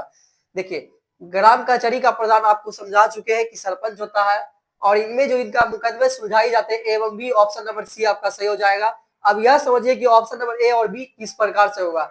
दीवानी मामले क्या होता है? तो दीवानी मामले में अगर आप चोरी किए हैं तो उनकी सुनवाई, चोरी अगर किए हैं तो उनकी सुनवाई करेंगे। चोरी के मामले में अगर कोई घटना होता है उसको दीवानी मामले के अंतर्गत रखा जाता है, और उनकी सुनवाई ग्राम कचहरी अर्थात सरपंच जी करते हैं। और फौजदारी मामले, अगर गांव में कोई दो व्यक्ति आपस में लड़ाई मारपीट कर लेते हैं, उनकी सुनवाई सरपंच जी करते हैं, ग्राम कचहरी के प्रधान करते हैं। और फौजदारी मामले, मारपीट के अंतर्गत जो भी आता है उसको फौजदारी मामले के अंतर्गत रखा जाता है। आप समझा दिए आपको, तो इस प्रकार से ऑप्शन नंबर सी आपका सही हो जाएगा। आप चलते हैं 26 नंबर प्रश्न की ओर। भारत का संवैधानिक अध्यक्ष कौन है? तो भारत का संवैधानिक अध्यक्ष कौन हो जाएगा? ऑप्शन नंबर ए राष्ट्रपति आपका सही हो जाएगा। और राष्ट्रपति जो है भारत का, देश का प्रथम नागरिक भी कहलाता है। अगर आपसे पूछा जाए कि देश का प्रथम नागरिक किसे कहते हैं, आप राष्ट्रपति आंसर लगाइएगा। तो इसका आंसर क्या हो जाएगा? 26 नंबर का भारत का संवैधानिक अध्यक्ष कौन है? तो राष्ट्रपति हो जाएगा। ए ऑप्शन सही हो जाएगा। आप चलते हैं अगली प्रश्न 27 नंबर की ओर। भारत में महिलाओं के लिए 50% आरक्षण की व्यवस्था निम्नलिखित में से किस संस्था में की गई है? तो भारत में जो है महिलाओं को पंचायती राज व्यवस्था में 50% आरक्षण कहाँ किया गया है? तो देखिए राज्यसभा में, सॉरी पंचायती राज व्यवस्था में। ऑप्शन नंबर सी सही हो जाएगा। ऑप्शन नंबर सी पंचायती राज व्यवस्था में किया गया था। और 2006 ईस्वी में बिहार सरकार 2006 ईस्वी में जो है पंचायती राज व्यवस्था में महिलाओं को आरक्षण देने का काम किया गया था। आपसे ईस्वी पूछा जा सकता है कि पंचायती राज व्यवस्था में महिलाओं को आरक्षण देने का काम कब किया गया? तो 2006 ईस्वी में। कब? 2006 ईस्वी में। तो इसका आंसर क्या हो जाएगा? पंचायती राज व्यवस्था में 50% आरक्षण की व्यवस्था की गई। कब? 2006 ईस्वी में। अब चलते हैं साथियों 28 नंबर प्रश्न की ओर। पंचायती राज प्रणाली की शुरुआत कहाँ हुई थी? जब बलवंत राय मेहता के द्वारा पंचायती राज व्यवस्था का एक सुझाव लाए थे 2 अक्टूबर सुझाव पर 2 अक्टूबर 1959 ईस्वी को अधिनियम लाया गया था। और सर्वप्रथम पंचायती राज व्यवस्था की शुरुआत राजस्थान के नागौर जिला से शुरू हुआ था। कहां से? राजस्थान के नागौर जिला से। कहां से? राजस्थान के नागौर जिला से। कहां से? राजस्थान के नागौर जिला से स्टार्ट किया गया था। आपसे राजस्थान अगर ऑप्शन में हो तो राजस्थान मारिएगा, अगर नागौर हो तो आप नागौर मारिएगा। तो इसका आंसर देखिए, ऑप्शन के हम थ्रू समझते हैं तो इसका आंसर क्या हो जाएगा? 28 का प्रश्न है, पंचायती राज प्रणाली की शुरुआत कहाँ हुई थी? ऑप्शन नंबर ए बिहार, या नहीं होगा। ऑप्शन नंबर बी यह सही हो जाएगा। ऑप्शन नंबर सी भी नहीं होगा, कर्नाटक। डी भी नहीं होगा, महाराष्ट्र। सर्वप्रथम कहाँ हुई थी? राजस्थान में। कहाँ हुई थी? राजस्थान के नागौर जिला में। आप चलते हैं अगली प्रश्न 29 नंबर की ओर। 29 नंबर की ओर देखते हैं दोस्तों, भारत की संविधान सभा का गठन कब हुआ था? देखिए जब ब्रिटिश सरकार, हमारे भारत को ब्रिटिश सरकार का शासन था, तो हमारे देश में उससे छुटकारा पाने के लिए, ब्रिटिश सरकार को भगाने के लिए हम भारतीयों ने बहुत प्रयास किया, और हमारे प्रयास भी रंग लाई। क्या लाई? रंग लाई। हमारा मेहनत कामयाब हुआ, और 9 दिसंबर 1946 ईस्वी को संविधान सभा का गठन किया गया था। किसका? 9 दिसंबर 1946 ईस्वी को।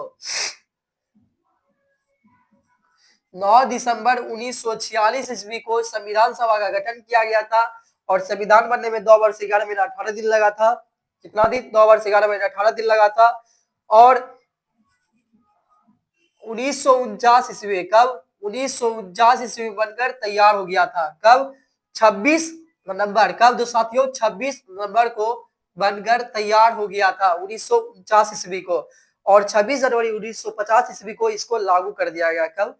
1950 ईस्वी को संविधान को लागू कर दिया हमारे देश में लागू कर दिया गया। और इस प्रकार से जो देखिए आंसर क्या हो जाएगा, भारत की संविधान सभा का गठन कब हुआ?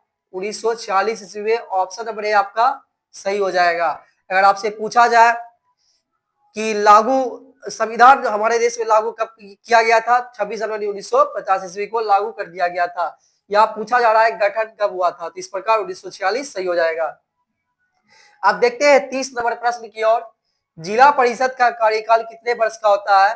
तो जिला परिषद का कार्यकाल 5 वर्षों का होता है। ऑप्शन नंबर बी सही हो जाएगा। अब देखते हैं अगला प्रश्न 31 नंबर की ओर। ग्राम पंचायत का प्रधान कौन होता है? तो इसका प्रधान मुखिया होता है। तो ऑप्शन नंबर डी सही हो जाएगा। ऑप्शन नंबर डी साथियों सही हो जाएगा। और इसका कार्यकाल भी 5 वर्षों का होता है, हम पहले ही आपको बता चुके हैं। अब देखते हैं 32 नंबर प्रश्न। निम्न में से कौन नगर निगम का प्रमुख है? तो इसका आंसर क्या हो जाएगा? महापौर। क्या हो जाएगा? महापौर, जिसे मेयर के नाम से भी जानते हैं। आप चलते हैं साथियों अगली प्रश्न 33 नंबर की ओर। चलिए साथियों देखते हैं 34 नंबर प्रश्न की ओर, 33 नंबर प्रश्न की ओर। निम्न में से कौन सा विषय समवर्ती सूची में शामिल है? देखिए, सरकार का कार्य जो करने का है वह किस प्रकार से कार्य को बांटा गया है, वह 3 सूची में कार्य को बांटा गया है। देखिए कौन कौन सा होता है, पहले आपको यह चीज के बारे में बता चुके हैं कि सरकार के कार्य को बांटने के लिए 3 सूची में बांटा गया है। एक होता है संघ सूची, एक होता है राज्य सूची, एक होता है समवर्ती सूची। क्या होता है? एक होता है केंद्र सूची, जिसे हम संघ सूची के नाम से जानते हैं, संघ सूची, राज्य सूची, और एक है समवर्ती सूची। समवर्ती सूची ऐसा काम जो केंद्र सरकार ही कर सकता है, वैसा काम उसे संघ सूची में रखा जाता है। वैसा काम जो केवल राज्य सरकार कर सकता है उसे राज्य सूची में रखा जाता है। और ऐसा काम जो समवर्ती सूची में वैसे काम को रखा जाता है जिसमें जो कि राज्य सरकार और केंद्र सरकार दोनों उस पर काम कर सकती है, उसे समवर्ती सूची में रखा जाता है। जैसे कि देखिए संघ सूची में हम आपको पहले बहुत बार इस सब चीज के बारे में बता चुके हैं। जैसे बैंक हो गया, आपका संचार व्यवस्था हो गया, रक्षा प्रणाली हो गया, ये सब जो किस में आ जाता है? ये सब संघ सूची में आ जाता है। और राज्य सूची में पुलिस कर्मी हो गया, स्वास्थ्य सेवा हो गया, ये सब किस में चलाता है? राज्य सूची में। समवर्ती सूची में शिक्षा आपका समवर्ती सूची में चलाता है, क्योंकि इस पर केंद्र सरकार और राज्य सरकार दोनों काम करती है। देखिए यहाँ पर लिखा हुआ है 33 नंबर का प्रश्न है, निम्न में से कौन सा विषय समवर्ती सूची में शामिल है? तो इसका आंसर क्या हो जाएगा? ए बैंकिंग। बैंकिंग तो नहीं होगा क्योंकि यह संघ सूची में है। व्यापार यह भी नहीं होगा क्योंकि यह भी संघ सूची में आता है कि विश्व व्यापार जो होता है, इस देश का सामान उस देश में, उस देश का सामान, आयात और निर्यात कहाँ होता है? यह संघ सूची में चलाएगा। पुलिस आपका राज्य सूची में चलाएगा। और शिक्षा जो है आपका समवर्ती सूची में चला जाएगा। और इस प्रकार इसका 33 का आंसर ऑप्शन नंबर डी आपका सही हो जाएगा। आप देखते हैं 34 नंबर प्रश्न। संविधान का अनुच्छेद 40 किससे संबंधित है? देखिए इससे पहले प्रश्न जो पूछा गया था, इससे पहले भी यह प्रश्न आपका पूछा जा चुका है और हम आपको इससे पहले भी बताए, लेकिन देखिए प्रश्न आपसे घुरा फिरा के पूछा जा रहा है। एक ही प्रश्न आपको कई बार उलट पुलट करके पूछा जाता है, तो आप इनको ध्यान में रखिएगा। 34 नंबर का प्रश्न है, संविधान का अनुच्छेद 40 किससे संबंधित है? तो यह किससे संबंधित है? स्थानीय स्वशासन से। किससे? स्थानीय स्वशासन से। ऑप्शन नंबर सी आपका सही हो जाएगा। आप देखते हैं 35 नंबर प्रश्न, वेस्ट इंडीज में संघ की स्थापना कब हुई थी? वेस्ट इंडीज में संघ की स्थापना कब हुई थी? देखिए, वेस्ट इंडीज में जो है संघ की स्थापना 1958 ईस्वी में हुआ था। कब हुआ था? वेस्ट इंडीज में संघ की स्थापना 1958 ईस्वी में हुआ था। और यह संघ यह जो है पूरी तरह से संघ नहीं चला और 1962 ईस्वी में संघ का भंग हो गया। 1962 ईस्वी में आपसे प्रश्न पूछा जा सकता है कि वेस्ट इंडीज में संघ कब भंग हो गया था? तो आप इसका आंसर क्या दीजिएगा? 1962। क्या दीजिएगा? 1962 पे भंग हो गई थी और स्थापना कब हुआ था? 1958 ईस्वी में। यहाँ पे प्रश्न क्या पूछा जा रहा है? वेस्ट इंडीज में संघ की स्थापना कब हुई थी? तो ऑप्शन नंबर ए 1958 सही हो जाएगा। अब देखते हैं 36 नंबर प्रश्न, निम्नलिखित में से कौन संघों के एक साथ आने का उदाहरण नहीं है? देखिए, संघ संघ देखिए, संघ राज और संघ शासन, संघ सरकार, हम बताए थे ना आपको कि संघात्मक शासन व्यवस्था को दो प्रकार के भागों में बांटा गया है। संघात्मक, एक होता है संघ राज्य, एक होता है संघ सरकार। संघ सरकार और संघ राज्य। संघ राज्य, इनमें क्या होता है कि अलग अलग टुकड़े को आपस में जोड़ दिया जाता है और उस पर केंद्र सरकार शासन करते हैं। इसमें एक साथ सभी राज्य एक साथ चलाते हैं। और संघ सरकार में क्या होता है, राज्य में बहुत सारे एक देश में जो है बहुत सारे राज्य होते हैं और उस पर शासन होता है।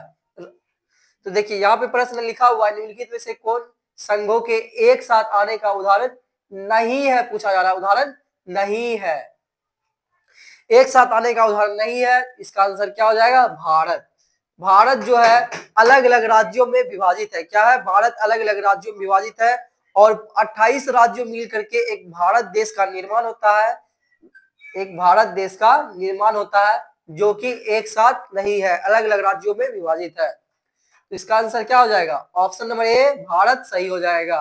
निम्नलिखित में से कौन संघों के एक साथ आने का उदाहरण नहीं है? तो भारत। ऑप्शन नंबर ए सही हो जाएगा। आप देखते हैं 37 नंबर प्रश्न, भारत का 22वां राज्य कौन है? भारत का 22वां राज्य कौन है? देखिए, भारत पहले अलग अलग राज्यों में विभाजित नहीं था। क्या था?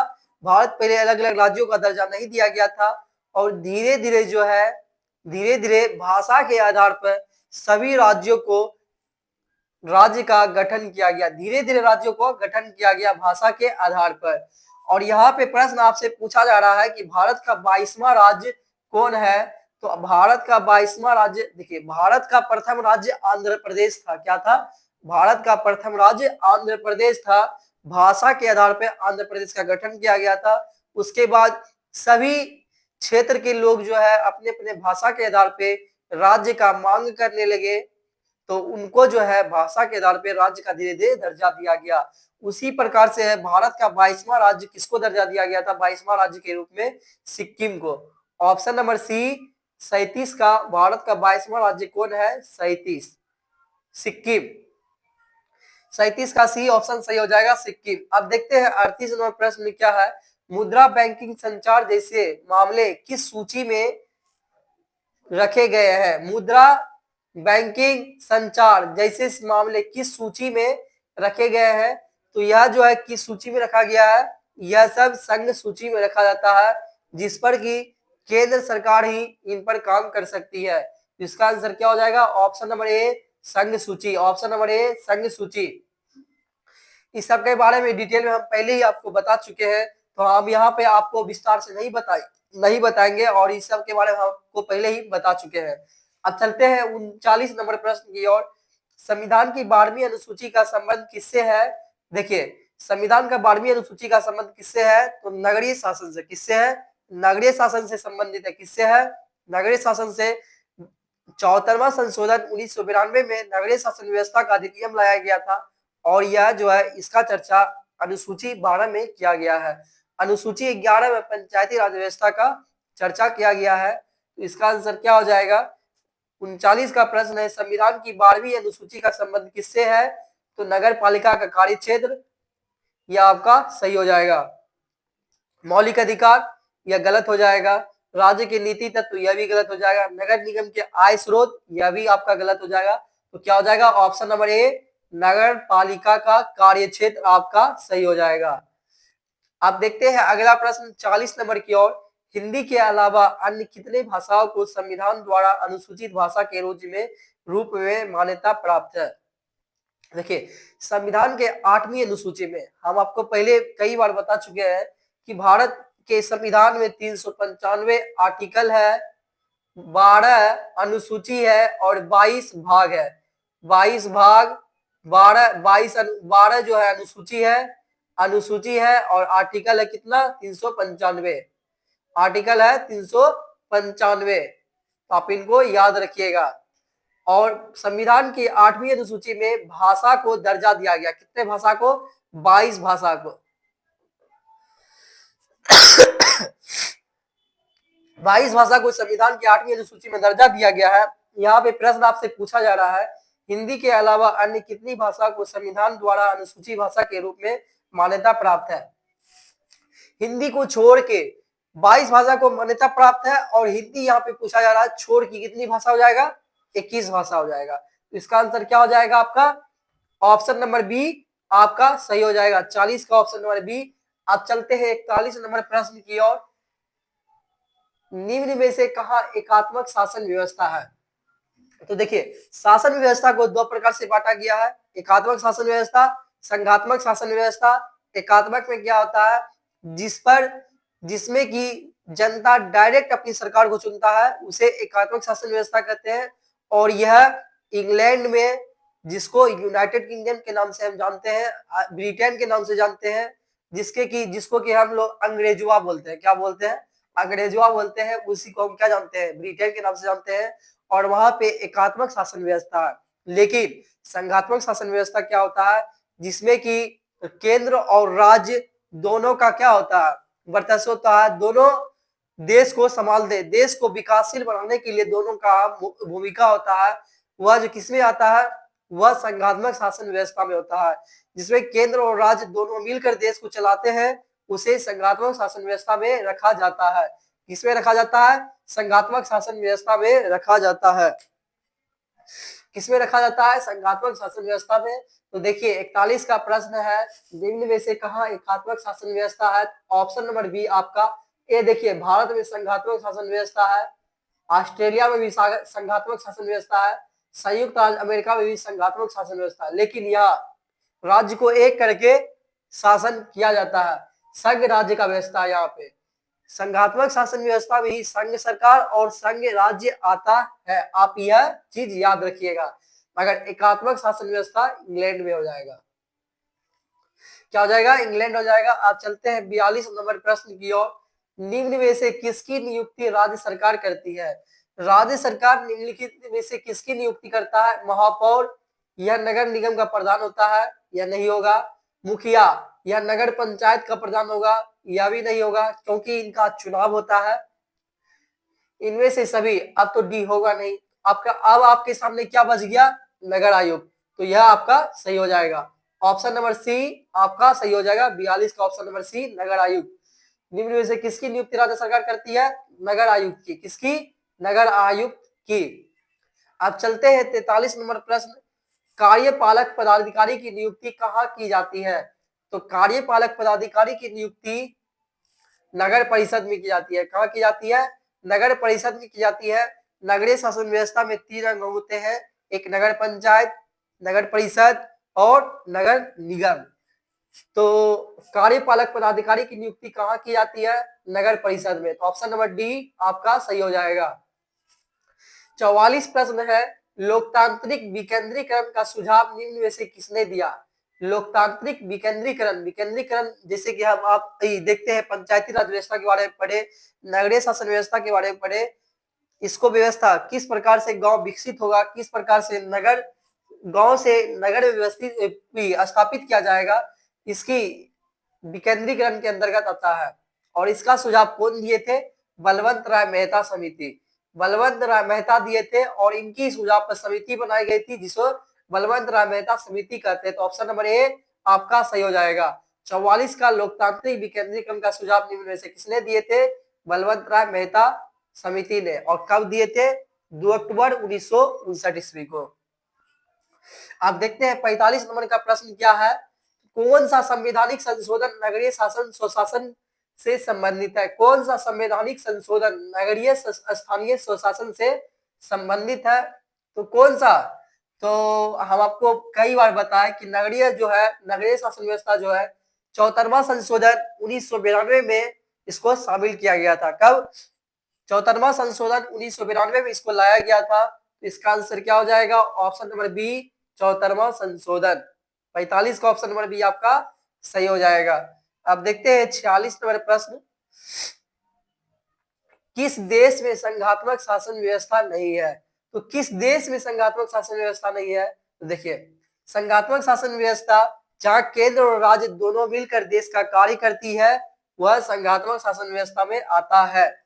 तो भारत आपका संघात्मक शासन व्यवस्था में चलाएगा। तो यहाँ पूछा जा रहा है संघात्मक शासन व्यवस्था नहीं है क्या? नहीं है। तो भारत तो है, यह नहीं होगा। बेल्जियम, यह भी नहीं होगा। स्विट्जरलैंड, यह भी आपका नहीं होगा। तो बचा क्या आपका? चीन। ऑप्शन नंबर बी चीन आपका सही हो जाएगा। अब देखते हैं 47 नंबर प्रश्न। समवर्ती सूची के विषयों पर कानून बनाने का अधिकार किसे प्राप्त है? तो समवर्ती सूची कानून बनाने का अधिकार किसे प्राप्त है? तो समवर्ती सूची में वैसे कार्य होते आते हैं जिस पर केंद्र सरकार और राज्य सरकार दोनों मिलकर कार्य करते हैं, वह समवर्ती सूची के अंतर्गत आता है। जैसे कि शिक्षा, यह आपका समवर्ती सूची के अंतर्गत चलाता है। तो देखिए, समवर्ती सूची के विषयों पर कानून बनाने का अधिकार किसे प्राप्त है? ए राज्य को, नहीं, केवल राज्य को नहीं है, राज्य और केंद्र दोनों को है। संघ को तो दोनों हो जाएगा। तो ए एवं बी सी आपका सही हो जाएगा। ए एवं बी दोनों आपका सही हो जाएगा। अब चलते हैं 48 नंबर प्रश्न की ओर। सरपंच का निर्वाचन कौन करता है? तो सरपंच का निर्वाचन कौन करता है? तो सरपंच का निर्वाचन ग्राम सभा के सदस्य करता है। देखिए, सरपंच का निर्वाचन कौन करता है? सरपंच किसका प्रधान होता है? ग्राम कचहरी का प्रधान सरपंच को कहा जाता है। किसको कहा जाता है? ग्राम कचहरी का प्रधान सरपंच को कहा जाता है। तो सरपंच का निर्वाचन कौन करता है? ग्राम सभा के सदस्य करते हैं। कौन करते हैं? ग्राम सभा के सदस्य करते हैं। और ग्राम सभा में व्यवस्थापिका का नियुक्ति की जाती है सरकार के द्वारा। उसी का काम रहता है गांव में जो है व्यवस्था करना, जो चीज की कमी है उसको सरकार को बोलना। तो इस प्रकार से आंसर क्या हो जाएगा आपका? सरपंच का निर्वाचन कौन करता है? तो ग्राम सभा के सदस्य। ऑप्शन नंबर ए आपका सही हो जाएगा, ग्राम सभा के सदस्य। 48 का ऑप्शन नंबर ए सही हो जाएगा। अब देखते हैं 49 नंबर प्रश्न। मेघालय किस राज्य को काटकर बनाया गया? जिस प्रकार से बंगाल से बिहार अलग हुआ और बिहार से झारखंड और उड़ीसा को अलग कर दिया गया, उसी प्रकार से असम से काट करके मेघालय राज्य का निर्माण किया गया है। किसका? मेघालय राज्य का निर्माण किया गया है। तो 49 का प्रश्न है आपके सामने में, मेघालय किस राज्य को काट कर बनाया गया? तो इसका आंसर क्या हो जाएगा? Option number C Assam. क्या हो जाएगा? ऑप्शन नंबर सी आपका असम सही हो जाएगा। अब देखते हैं अंतिम प्रश्न और आखिरी प्रश्न। सरकार के उच्च और निम्न स्तरों के बीच शक्तियों के विभाजन को कहा जाता है। तो सरकार के उच्च, तो सरकार को जो है इनमें जो है क्षैतिज वितरण के आधार पर बांटा गया है और ऊर्ध्वाधर वितरण के भी आधार पर सरकार का विभाजन किया गया है। तो सरकार का विभाजन किस प्रकार से किया गया है? क्षैतिज वितरण के आधार पर हम आपको शुरू में जब पढ़ा रहे थे तो बताए थे, विधायिका होता है, कार्यपालिका होता है और न्यायपालिका होता है। विधायिका का काम होता है कानून बनाना, कार्यपालिका का काम होता है कानून को लागू करना और न्यायपालिका का काम होता है कानून की देखभाल करना और जो उसका उल्लंघन करता है उसको दंडित करना। किसका काम होता है? न्यायपालिका का। और ऊर्ध्वाधर वितरण में जो है, ऊर्ध्वाधर वितरण का मतलब होता है वर्टिकल, और मतलब ऊपर से नीचे, ऊपर से नीचे। केंद्र सरकार आती है, राज्य सरकार आती है और स्थानीय सरकार आती है ऊर्ध्वाधर वितरण के आधार पर। तो यहाँ पे पूछा जा रहा है सरकार के उच्च, उच्च मतलब ऊपर, और निम्न मतलब नीचे। तो आप इससे अंदाजा लगा सकते हैं कि उच्च और निम्न स्तरों के बीच शक्तियों के विभाजन को कहा जाता है, क्या कहा जाता है? ऊर्ध्वाधर वितरण कहा जाता है। क्या कहा जाता है साथियों? ऊर्ध्वाधर वितरण कहा जाता है। तो आपका ऑप्शन नंबर सी आपका सही हो जाएगा, ऊर्ध्वाधर वितरण। तो हम जो साथियों आपके सामने 50 प्रश्न लेकर के आए थे, ऑब्जेक्टिव प्रश्न, आपको इसका एग्जाम्पल दे करके, मतलब एक क्वेश्चन से जितना भी प्रश्न बन सकता है इससे रिलेटेड हम आपको बताने का प्रयास किए हैं। और इससे बाहर आने की उम्मीद नहीं है, अगर आएगा भी तो इसी से आएगा। सत्ता की साझेदारी की कार्य प्रणाली, यह सब्जेक्ट आपके लिए बहुत बहुत बहुत इंपॉर्टेंट है, क्योंकि इस चैप्टर से आपके एग्जाम में 14 से 18 नंबर का प्रश्न पूछा जाता है। अगर आप केवल यह प्रश्न या इस चैप्टर को आसानी से एकदम तोड़ के अगर पढ़िएगा तो आप इससे आसानी से 14 से 18 नंबर इजी वे में आप आसानी से प्राप्त कर लीजिएगा।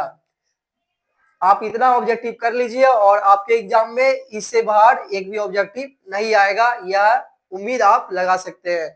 अगर साथियों आपको यह वीडियो अच्छा लगा हुआ हो तो आप इसको लाइक कीजिएगा और जबकि शेयर कीजिए, ताकि आपके साथी, आपके छोटे भाई, आपके साथियों अच्छे से एग्जाम में स्कोर कर सके, अपना सपना साकार कर सके।